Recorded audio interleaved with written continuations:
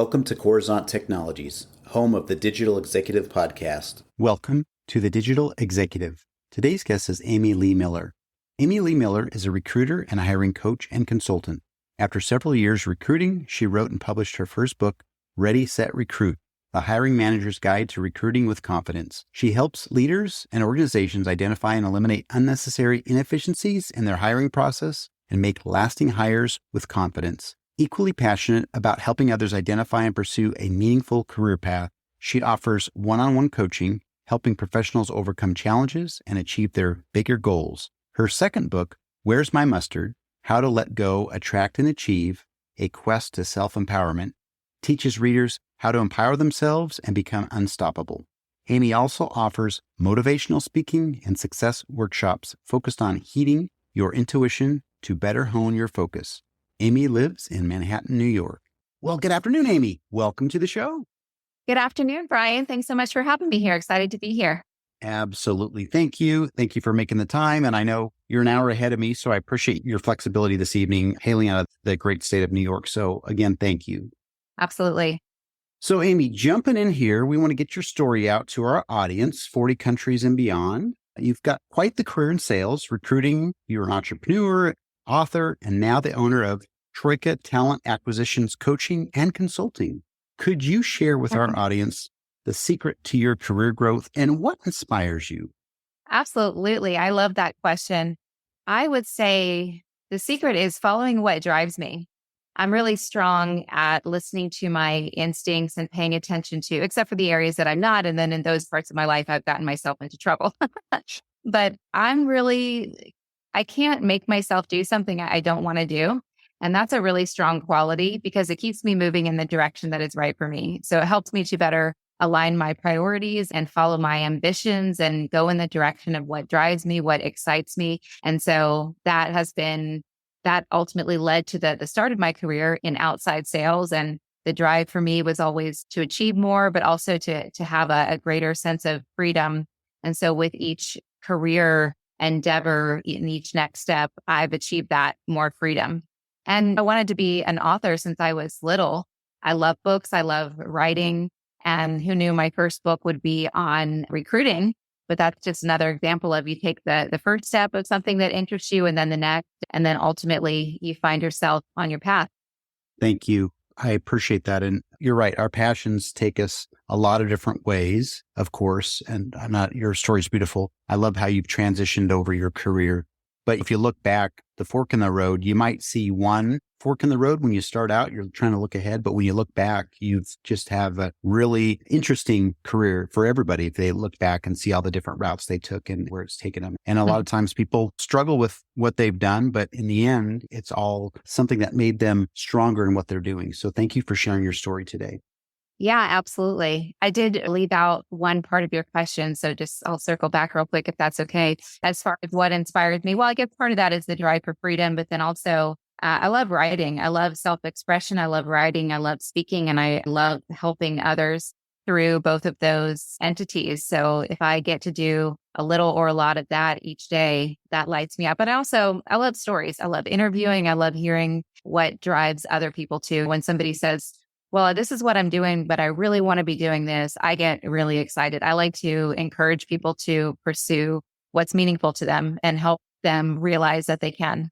Thank you, Amy. Appreciate the share. That's awesome. So, Amy, we're going to jump into the next question here. And we just talked a little bit about your career and the different routes it's gone, but you've accomplished quite a bit in your career. And as an author, you now have 2 successful books published under your belt, which is very, very cool. Love that. It would be timely of you if you could share with us a message or two about your second book, which is called Where's My Mustard? How to Let Go, Attract, and Achieve, A Quest to Self-Empowerment. Maybe you can jump into that a little bit.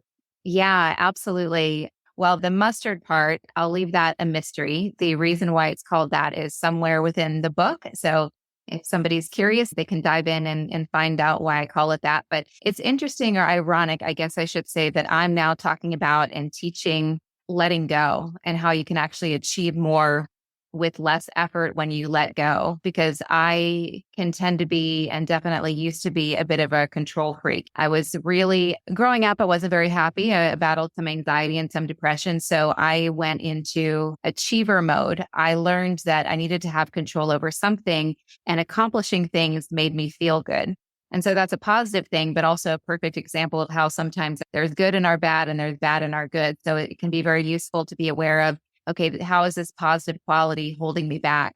And I was really tight with my time, for example, and as a result, not maybe creating room for people and opportunities that were trying to show up to maybe help me along my path. But also, we can really be set and pushing, driving in one direction. And without paying it, just with a determination to succeed, because I hate giving up. That's one thing about me. But when we're going in the wrong direction, then that's a good time to give up. That's when giving up makes sense. So in letting go, the lesson there is to pay attention to how you're feeling. Okay, that I've set this goal, or I'm trying to make this situation work, but wait a minute, how is it actually making me feel? So when I learned to let go a little bit, I achieved a lot more with less effort. And then I mentioned not being super happy as a kid and struggling with some deeper challenges, anxiety, depression. I was always on this quest to feel better. So researching self-development, how can I invest in myself today? And I learned all of these little steps along the way and ways to invest in myself. And I really had to depend on myself to feel better, which is my biggest accomplishment, because now I'm happy almost all day of almost every day. But when we learn to give ourselves what we need, that's true self-empowerment. So also the book is parts of my story and my journey to a place where I wasn't feeling that great to being truly self-empowered. So I want to teach others how to get there faster. And I believe my book can help people do that. That's awesome. Thank you, Amy. And people love that the most, is something they can resonate with or understand more. And telling a story is always the key to get people involved in what you've done. And that's just amazing. So thanks again. Amy, we are a tech platform, as you know, podcast platform. I'm a technologist geek, right? But doesn't matter who the guest is. We always ask if you're leveraging any of that new and emerging tech out there. And if not, maybe there's a cool tool or app that you find useful and you might share with us today. Yeah, absolutely. I love technology. I wouldn't say that I'm up and up on the forefront and the most emerging technologies, but the thing that's so great about technology is we've got so many resources right there at our fingertips. And I'm a big do-it-yourselfer, but I also recognize when I need help, I can be resourceful and I can go find somebody that already has a process or a system. But when you learn to seek out the resources on your own, that's, again, empowering, and you can really become unstoppable because nothing can stop you. So my favorite technology platform is YouTube, because you can hop on there and learn how to virtually do anything. So I have built multiple websites. I feel like mine right now is pretty good. Each one gets better and better. I've taught myself how to use Final Cut Pro, and I wanted to start my own YouTube channel and edit and post videos. I've taught myself how to put on webinars, and each of those are just a few examples where I hopped on YouTube. You get stuck with how to do this, you hop on there. How do you do X? Boom. There's a bunch of videos. You find one put on by somebody that resonates with you, and a minute later, you know how to do it. So I like YouTube. That's awesome. And yes, YouTube is the king of DIY, right? Do it yourself. And I think that's awesome. I think we've all spent countless hundreds of hours on there, whether it's for relaxation or entertainment or learning how to do something. So that's awesome. I'm so excited to hear that you built your own website. I think that's awesome when people go out and do that themselves. So thank you. Yeah.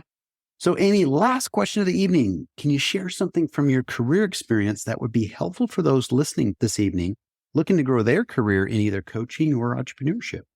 Absolutely. I would say, well, if somebody is already ready, they know their direction. Because my first piece of advice would be to start listening to yourself and go in the direction of what lights you up and turn away from what doesn't.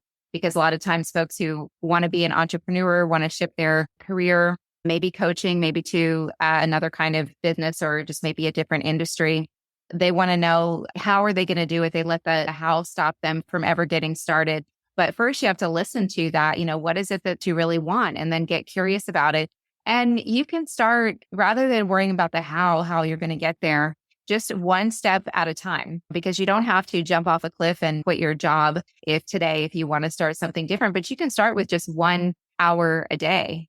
And then what happens when you focus, when you learn to better prioritize what is meaningful to you, starting with maybe 1 hour a day or maybe 4 hours a week, depending on your schedule, you feel more fulfilled. And so you feel more excited and focused because you're doing something that excites you. And then so pretty soon that hour becomes 2, because you end up creating more time in your day because you're more focused, because you're not working with a distracted focus, because you're giving yourself what you need. And set smaller milestone goals. It's pretty daunting to say, okay, I'm going to write a book.